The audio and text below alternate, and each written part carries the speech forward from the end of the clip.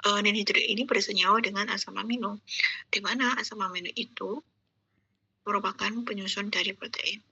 Berarti kita dapat simpulkan bahwa kalau hasilnya ungu, berwarna ungu setelah kita reaksikan dengan ninhidrin, berarti positif mengandung protein. Yang kedua, kita bisa pakai reaksi Biuret. Ya. Jadi kita larutkan dulu sampelnya. Kita kasih Biuret itu campuran antara tembaga sulfat, kalium natrium tartat, dan natrium hidroksida. Nah, nanti kalau misalnya setelah tambah Biuret, warna yang menjadi biru dan bayam, nah itu menandakan pada positif mengandung protein. Yang ketiga adalah reaksi Milon. Nah, reaksi Milon tadi juga sama, larutan protein ditambah larutan merkuronitrat atau merkuri ya, Ag ya, merkuri nitrat dan asam nitrat yang pekat. Dari campuran itu, larutannya kamu cek. Nah, warnanya apa? Kalau warnanya merah, itu menandakan bahwa dia positif mengandung protein. Warna merah ini berasal dari mana? Dari oksidasi dari asam nitrat pekat. Pada asam amino kan mengandung gugus OH. Ya, kita lihat ini. Sini, ini ada H-nya. Nah, OH ini yang bereaksi dengan asam nitrat, sehingga warnanya adalah warna merah. Kita tahu bahwa protein itu tersusun dari asam amino. Asam amino di dunia ini ada 20 jenis asam amino G. Ada 20 jenis asam amino yang sifatnya berbeda-beda. Nah,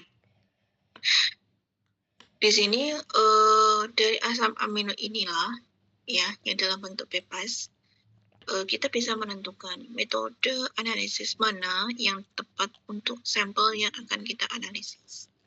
Ini struktur dari asam amino.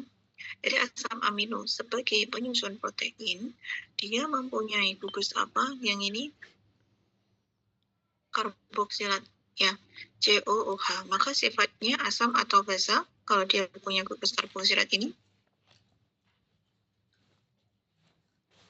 Mbak Amalia. Gugus karboksilat ini membuat asam amino ini sifatnya asam atau basa.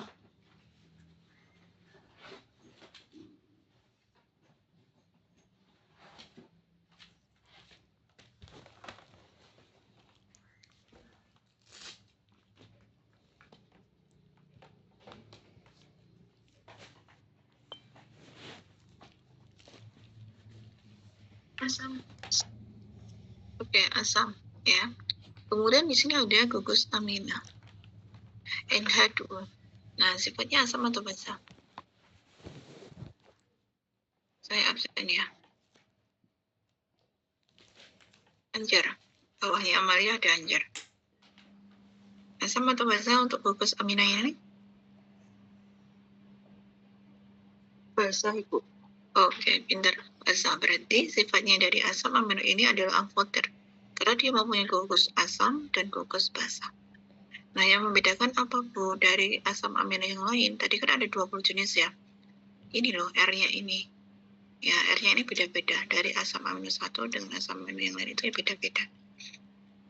Ya, saya bagi contoh di sini. Ya. Alfa amino asid, asam asetin, beta amino propanol asid. Nah, ini yang berbeda adalah rantainya CH3 ini, CH2. Ini berbeda. Yang lain sama, asam karboksilat sama NH2. Jadi rantai sampingnya atau gugus algelnya lah yang membedakan antara asam amino 1 dengan asam amino yang lain. Sehingga itu nanti bisa misalnya ada asam amino yang sifatnya polar, non-polar, dan sebagainya. Ini banyak sekali ya contoh asam amino tadi ada 20 jenis. Anda tidak perlu menghafalkan ya. Salah satu contoh ini ada glisin. Nah, glisin ini ada gugus amina, karboksilat, ini R-nya.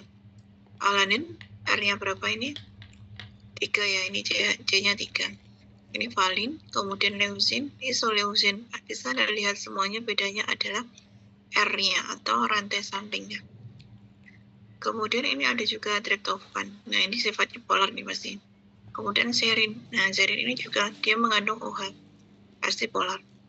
Kalau dia tidak mengandung OH, NH, ya, di rantai sampingnya ini sifatnya adalah nonpolar. Kemudian bagaimana cara kita untuk analisis kuanti? Ya, kalau tadi adalah kuali pakai reagen tertentu, bisa furet, milon, kemudian bisa nenhidrin. Kemudian metode-metode analisis yang bisa kita gunakan untuk analisis kuantitatif yang pertama ada titrimetri atau volumetri, kemudian ada gasometri, spektrofotometri, dan kromatografi. Ya, nanti bisa GCA atau HPLC. Yang pertama, titrasi, dan ini pernah teman-teman lakukan yaitu pada praktikum biokimia, ya, yaitu adalah titrasi formal. Titrasi formal ini ya melibatkan apa? Melibatkan formaldehid. Ya, kan tadi gugus asam amino itu terdiri dari asam karboksilat dan aminat. Nah, adanya penambahan formaldehid ini ya teman-teman itu akan menutup gugus amin atau aminanya yang ada di asam amino. Kalau ditutup atau diikat oleh formaldehid, maka akan membentuk metilol. Ya, metilol ini sifatnya adalah asam. Karena apa yang membuat sifat basa tadi, gugus amina itu tadi diikat oleh formaldehid, maka yang tersisa adalah gugus asam karboksilat. Gugus asam karboksilat sifatnya asam, maka bisa dititrasi dengan apa? Baku basa. Makanya adalah titrasi asam basa reaksinya ini nanti ya. Metode ini digunakan untuk menetapkan kadar protein dalam susu. Oleh karena protein mempunyai gugus karboksilat dan gugus amina, maka protein bersifat netral. Ya, jadi protein sifatnya amphoter, bisa basa. Karena dua gugus itu ya sifatnya netral. Tetapi karena gugus aminanya ini diikat oleh formaldehid atau dinonaktifkan, ya kan? Maka apa? Maka yang tersisa adalah gugus asam karboksilat. Ya, gugus asam karboksilat inilah yang akan bereaksi ya dengan apa? Dengan larutan baku yang kita gunakan, yaitu NaOH. Ya, jadi reaksinya yang terjadi adalah reaksi asam basa, bisa kita lihat di sini. Jadi sebelum Anda titrasi, ya, itu kamu tambah formaldehid, ya, ditambah formaldehid. Ini asam amino ditambah formaldehid, jadi dimetilol. Ya. Ini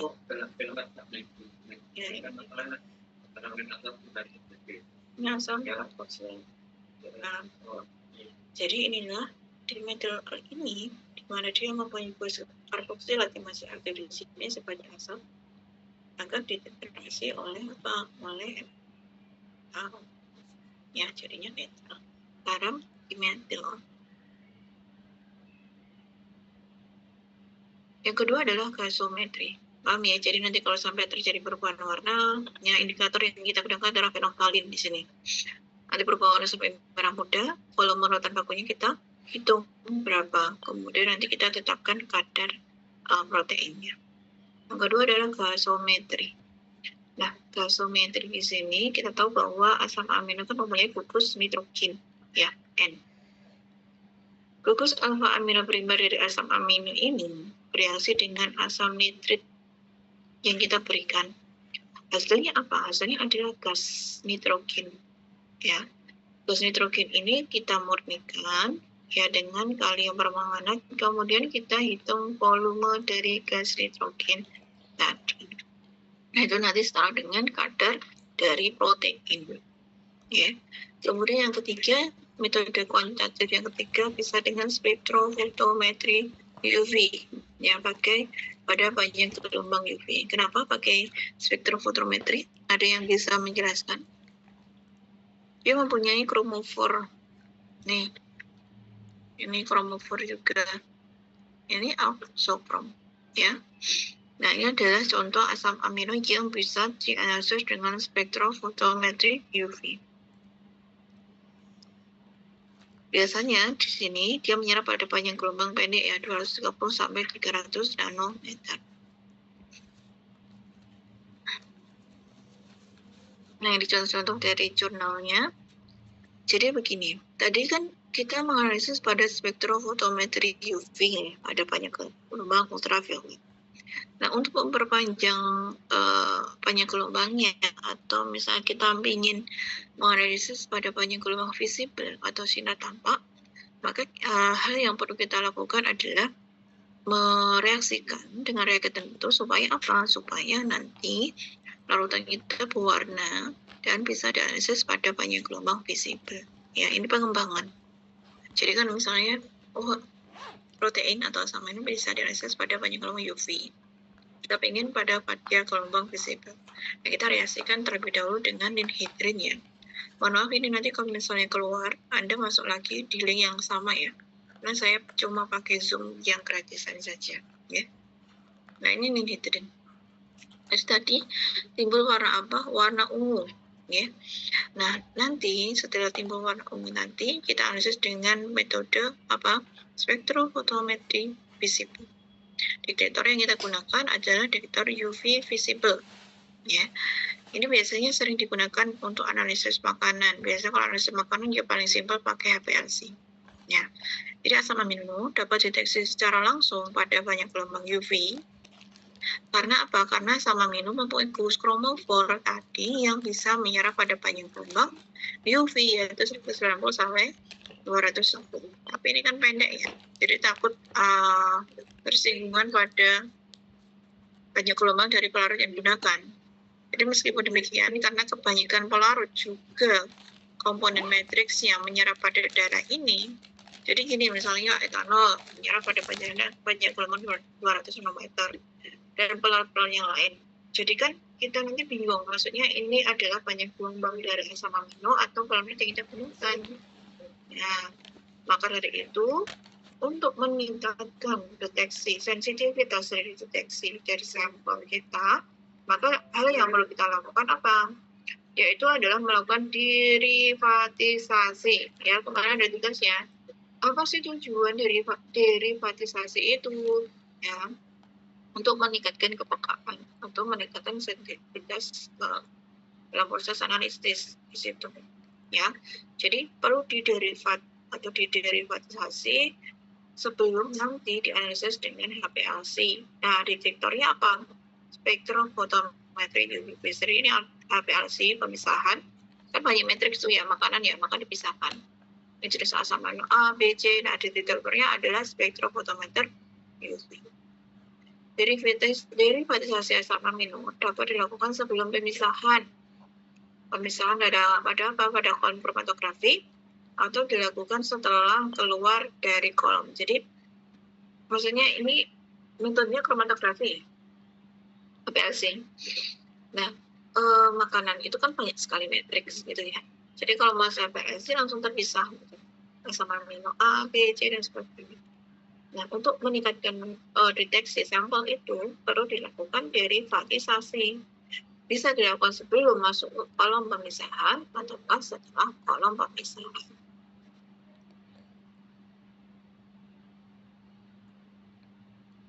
AC dengan reagen penderivat itu ya deteksinya meningkat di sini banyak gelombangnya menjadi lebih tinggi dari 210 ya.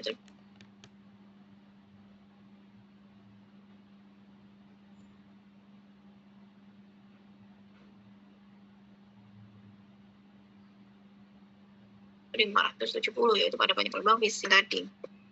Contoh yang lain akan penderivat yang lain selain hidrin, densil klorida. Nah, asam amino direaksikan dengan densil klorida itu nanti akan memperpanjang panjang gelombangnya yaitu 360 nanometer. Yang kedua, selain densil klorida ada derivat asam amino. Ya, di sini ada densil klorida ya. Serapannya di panjang gelombang visible yaitu 420 nanometer. Jadi setelah diderivatisasi meningkatkan deteksi dari sampel.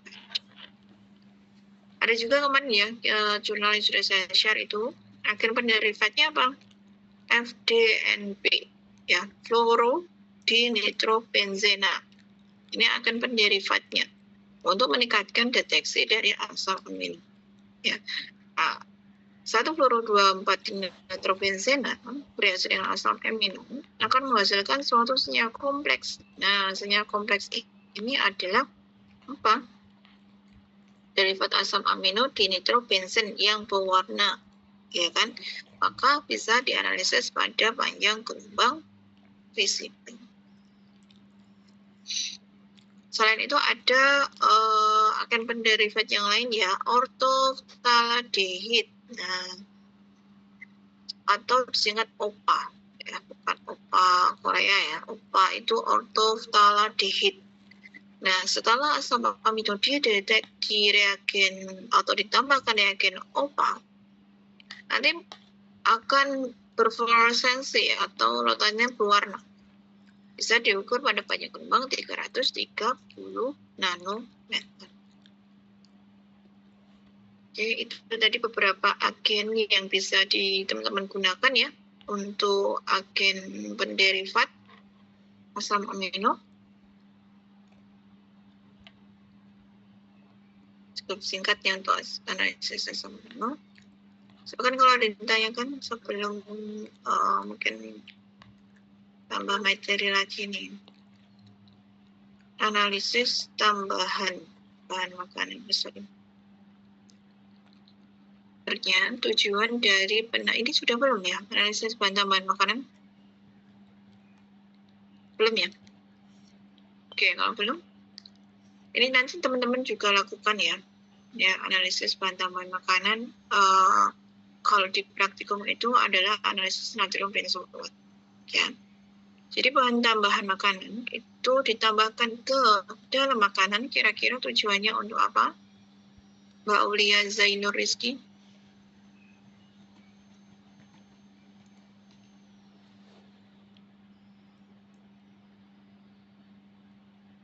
Bisa diulang Bu pertanyaannya? Suatu makanan itu ditambahkan zat tambahan makanan. Ya, seperti misalnya pengembang, kemudian pewarna, pengawet, dan lain sebagainya. Itu kira-kira tujuannya apa? Makanan kok perlu ditambahkan seperti itu?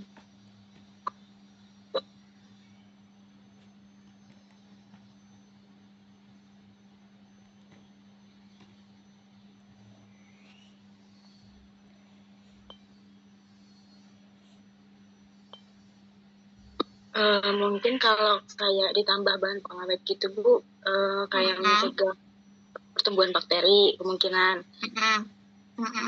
Terus apa lagi? Terus kalau kayak menambahkan bahan makanan kayak contohnya mungkin gelatin apa segala macam gitu, bisa membuat salah satu dari makanan gitu kayak lebih lembut, lebih kenyal gitu-gitu Bu yang saya anggapnya. Oke, berarti intinya muaranya dari kedua tujuan tadi itu adalah semuanya bertujuan untuk meningkatkan kualitas ya, kualitas dari makanan yang dibuat ya. Dia bisa apa? Bisa meningkatkan rasanya, kelembutan dari tekstur roti yang dibuat misalnya, atau keawetan dari makanan yang dibuat. Jadi intinya adalah zat tambahan makanan atau bahan tambahan makan ditambahkan di dalam makanan, tujuannya adalah untuk meningkatkan kualitas atau mutu dari makanan yang dibuat. Menurut peraturan Menteri Kesehatan, bahan tambahan makanan itu adalah bahan yang ditambahkan dan dicampurkan sewaktu pengolahan makanan untuk meningkatkan kualitas atau mutu dari makanan yang dibuat.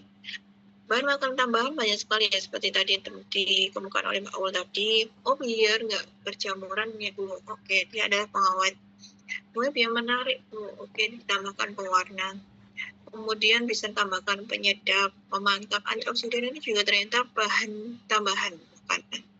Pengemulsi, panci, gumpal, pemucat maupun pengental. Semua bahan tambahan makanan ini memang ditambahkan ke makanan, tujuannya adalah untuk meningkatkan kualitas dari makanan yang dibuat. Dan ternyata apakah bahaya Bu? Ada batas tertentu ya kan yang diperbolehkan. Makanya kan perlu dianalisis juga ya. Kalau misalnya nanti kamu mau tugas akhir pengen menganalisis bahan tambahan makanan di pengawet, apakah sudah sesuai dengan peraturan pemerintah? Bisa. Pengawet itu terdiri dari senyawa organik ya. dan senyawa anorganik dalam bentuk asam maupun garam. Biasanya yang sering digunakan itu adalah pengawet organik karena ini mudah dibuat, kemudian dia mudah terdegradasi, mudah diekskresikan keluar tubuh. Contohnya apa ya? Asam benzoat, asam askorbat, asam propionic. Ini kan sering teman-teman temukan ya. Ini adalah berupa pengawet organik. Salah satu contohnya untuk pengawetnya organik adalah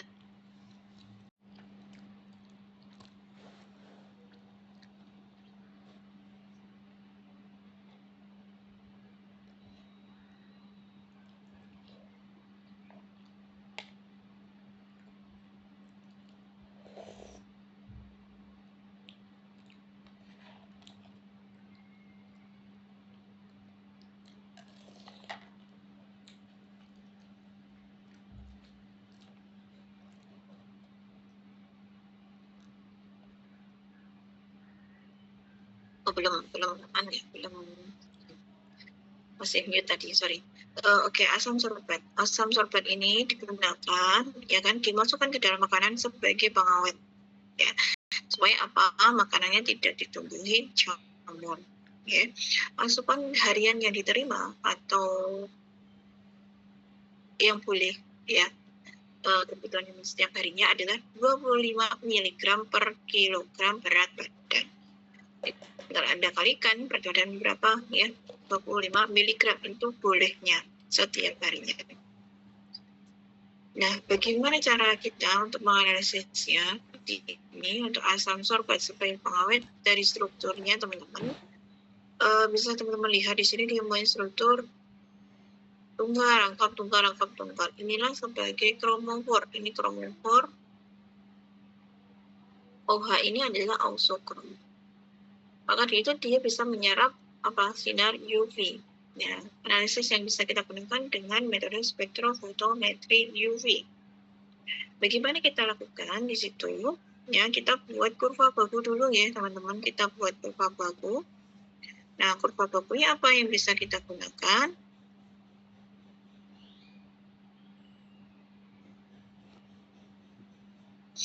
Kurva baku yang kita gunakan ya sama, yaitu recording in progress.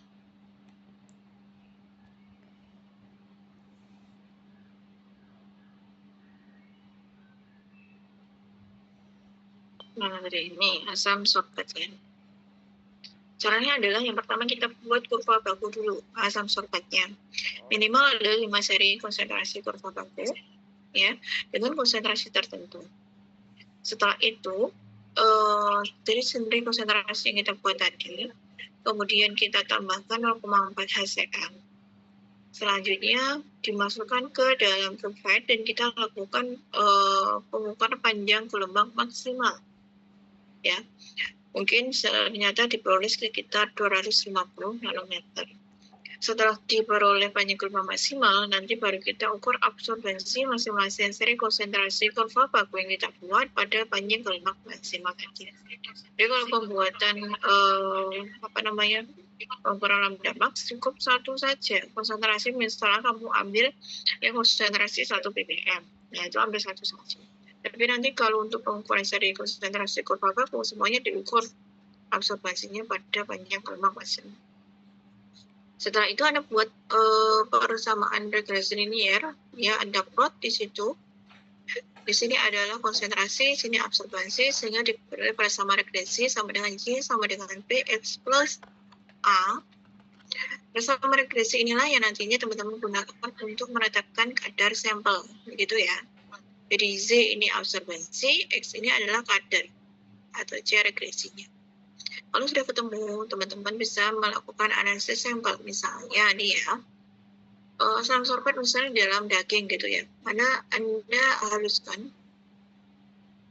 20 gram, ya kan, sampelnya, kemudian tambah aquades, kemudian Anda saring tentunya. Nah, Anda saringan itu nanti kamu ukur absorbensinya, absorbensi yang diperoleh, Anda masukkan ke persamaan regresi linier. Ya, nanti diperoleh kadar dari asam sorbat. Kemudian metode yang lain yang bisa teman-teman gunakan adalah chromatografi gas atau GC. kemudian HPLC, elektroforesis kapil. Ya, ada beberapa parameternya ya, jadi ada misalnya matriksnya, makanan, kondisi kondisi kolom yang bisa kita gunakan adalah misalnya contohnya kita pakai gizi, ovennya suhunya 80 sampai 210 derajat Celcius dan sebagainya. Itu bisa teman-teman temukan di jurnal ataupun buku analisis Selanjutnya, kalau ini HPLC nggak usah ya. Asam benzoat ya. Asam benzoat ini digunakan sebagai pengawet makanan. Ya, tujuannya apa? Supaya tidak jamur yang makan yang kamu buat. Ya, untuk asupannya kalau asam sorbat tadi berapa tadi? 25 mg ya. Kalau ini asam benzoat adalah 5 mg per kilogram berat badan yang diperbolehkan. Kalau lebih bagaimana? Ya nanti mungkin efeknya adalah jangka panjang, ya kan? Oke. Asam benzoat strukturnya adalah dia mempunyai struktur benzen, kemudian asam karboksilat. Karena dia mempunyai struktur seperti ini adalah gugus kromofornya. OH ini adalah oksokrom yang berarti bisa dianalisis dengan apa? Dengan menggunakan spektrofotometri UV phase. Selain itu apa, Bu? Karena dia kan sifatnya asam nih, punya gugus asam karboksilat. Bisa juga dia dianalisis dengan apa? Titrasi. Ya, titrasi apa? Titrasi asam base. Nah, di sini adalah salah satu contoh.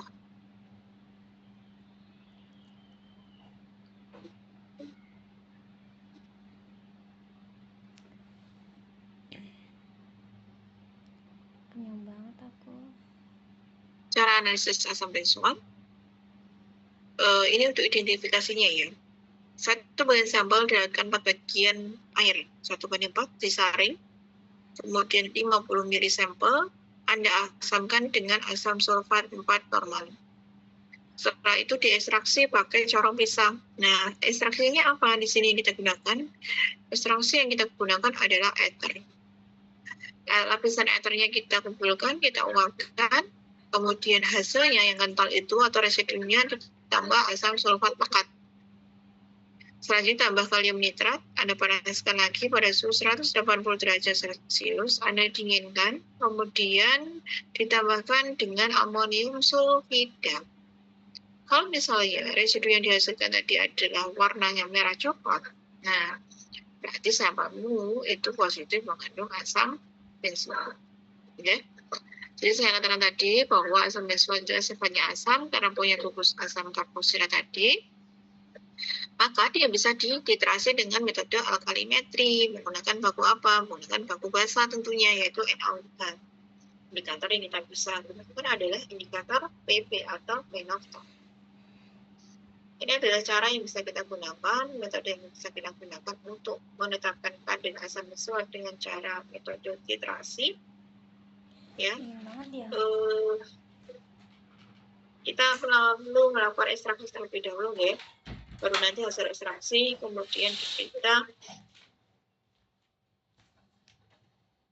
kita tambahkan pelarutnya di sini, etanol, tambah PP, titrasi dengan NaOH. Volume NaOH kita hitung setelah apa? Terjadinya perubahan warna pada indikator menjadi merah muda. Volume NaOH kali NaOH yang kita gunakan kali PE apa? PE asam benzoat teman-teman, dibagi dengan sampel yang awal kita timbang kali 100. Ini teman-teman.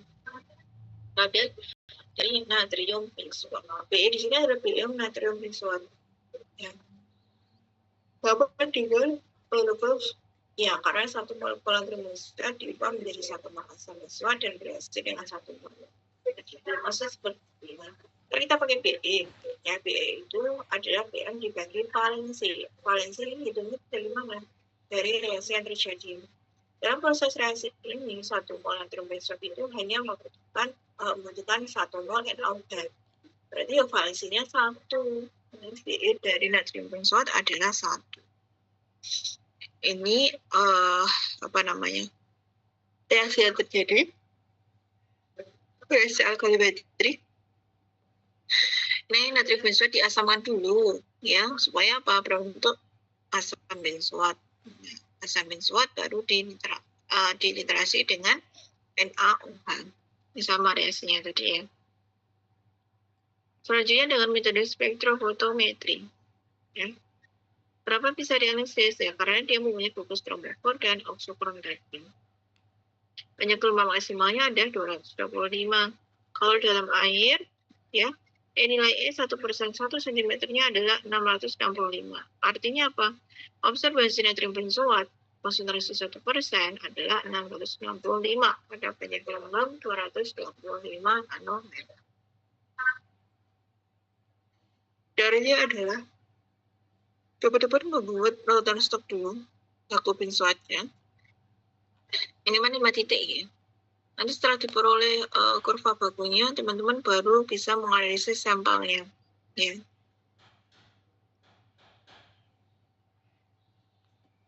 Nah, mungkin itu dulu. Ada yang ditanyakan?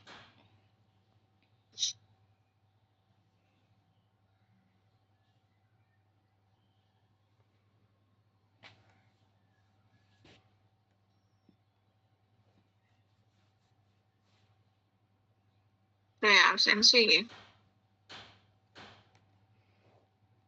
Coba nanti